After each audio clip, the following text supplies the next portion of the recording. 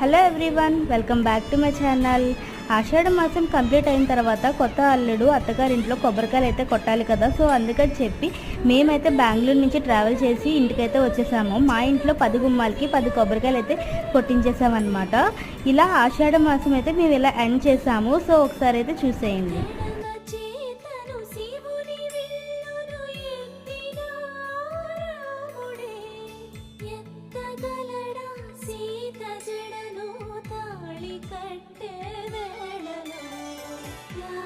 చక్కని సీతకి